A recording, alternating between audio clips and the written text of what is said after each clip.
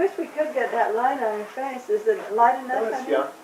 Well, maybe we better get into now, if we're about halfway through. Well, we're a little more than half. We're more than half. Oh, more than half? Then we ought to get where you met Dad and your early married life. Why don't you talk about when you first saw Dad and met him? Okay. Going on getting your mission call, maybe going on your mission. Well, Merle suggested I tell you about that rather, that healing of my eyes, that that man, that was one of the most marvelous things that happened in my life.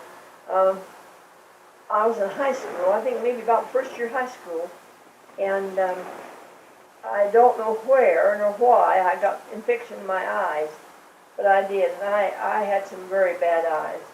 And I hadn't been able to go to school practically all week. I'd stayed home with these eyes of mine, and they pus had run out of my eyes, down my cheeks. And my cheeks were just scalded. It was an awful sight. Goodness. And on Sunday, of course, I didn't go to Sunday school because I looked such a sight. There wasn't any penicillin or anything no that drugs. they could do for her. The only thing in the world Mother had at hand was boric acid. And she fixed some boric acid water and would wash my eyes out. That's what they used to wash babies' eyes out with.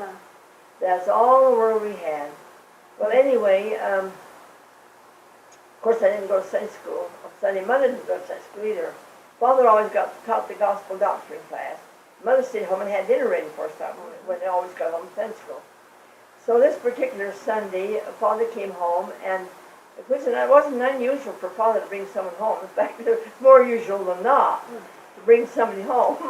He was very hospitable. Very, very, very friendly. So Father said this. He said, when I was teaching the class, a strange man came into the room and sat down near the end of the hall and listened to the lesson. So after the lesson was over, I guess after Sunday school was over, Father went up to him and introduced himself, and he asked the man if he, about being a stranger in town. The man said yes, he was, and I don't know exactly what was said, but Father invited him home to dinner anyway, and he came.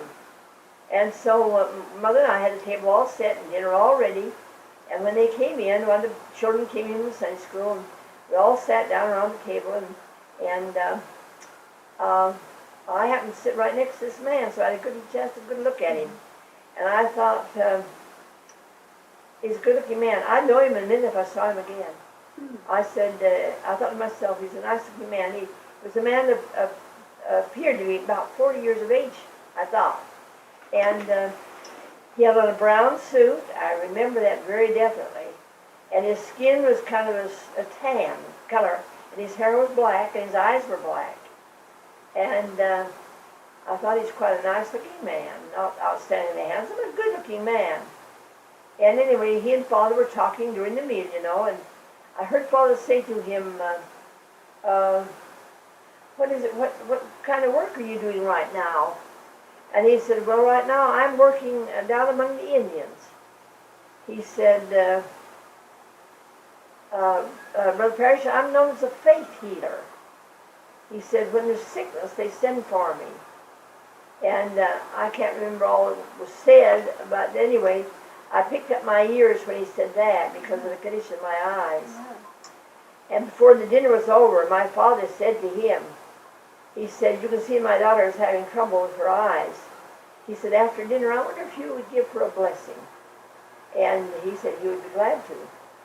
And so after dinner, they sat me on a chair, and I remember he put his hands on my head. I shall never forget the feeling I had when he did. I don't know, it was just like something went right through me. It's almost like an electric shock. And, you really had something, didn't he? And I've always remembered it. It was so impressive. I remembered it. And I don't remember what one thing that man said except this. He said, you go to bed right away this afternoon. Now, I hadn't been able to have a decent night's sleep for nearly a week. He said, you go to bed this afternoon and you're going to be able to rest. You get a good night's sleep. And in the morning, you'll be well enough to go to school. And I thought, oh, my heaven's looking like this. Well, anyway, that's what he said. And I don't remember another thing he said but that. That was the thing I was listening for. And then after I got up off the chair, he said Father said to him, I wonder if you'd give my wife a blessing. He said, she's had this lump on the back of her head. It was under her hair. It was about the size of a nut, like that, under her hair. He said, I wonder, that's bothering us, it's worrying us. He said, I wonder if you'd give my wife a blessing. So he did. Put his hands on Mother's head, and this is what he said, among the things that he said. Don't ever let anybody ever touch that, meaning to take it off. He said, if you don't bother that, that'll never bother you. And then I don't know what else he said.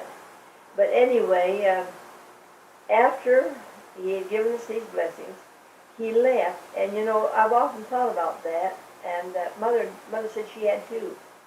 Because there were no trains and cars, nothing coming into cars in those days. Not even cars, nothing. And no Just a wagon trail. no cars in a route, nothing. And here that man comes to church, he walks in our house, and he walks out, and where he went, we don't know. He never saw him again, ever. But Mother and I used to talk about that. And in Mother's patriarchal blessing, it said, you will have the privilege of those who have, to feed those who have never tasted of death, even the Nephites. And Mother said that's the only time in her life that could have ever been fulfilled. Because she said she knew everybody else never came to her house. Something about them, something about their background. So she knew who they were, kind of who they were. But Mother said she didn't know that man from Adam's They never saw him again or never heard of him again. So Mother said if that was the fulfillment of that blessing, that was the only time she knows of.